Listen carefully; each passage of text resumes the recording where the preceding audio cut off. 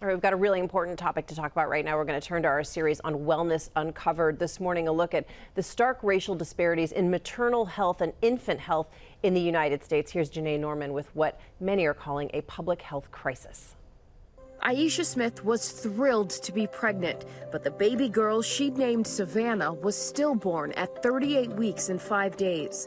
Leaving the hospital empty-handed and driving home without my baby was perhaps the hardest thing I've ever done in my life.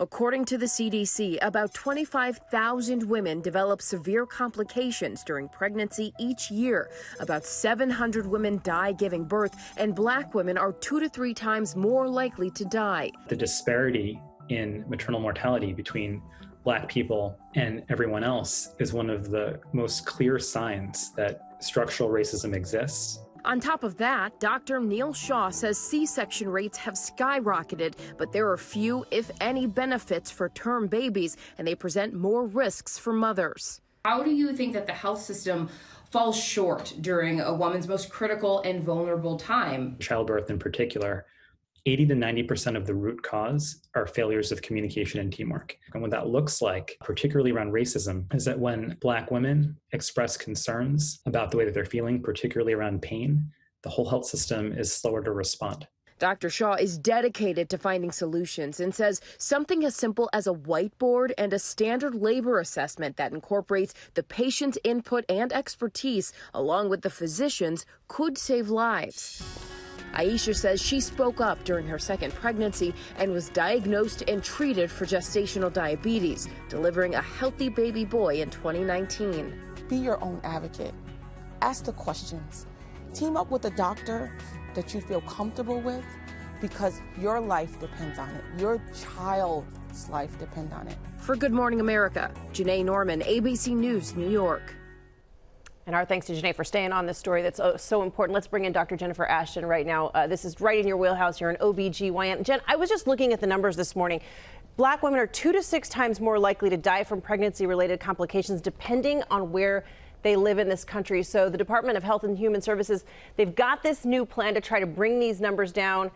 How can they do it? Can they do it?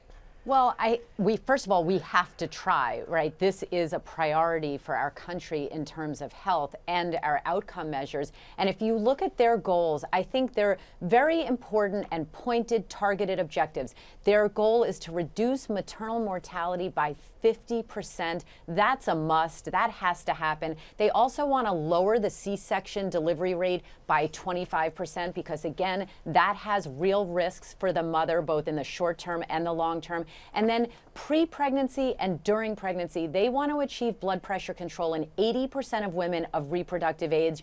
That is a direct response to the fact that cardiovascular deaths are #1 in terms of driving our maternal mortality rate up. And another disturbing trend we're seeing in this pandemic is these numbers. It seems like they could even be getting worse during the pandemic. So what's your advice, particularly for women of color right now on this?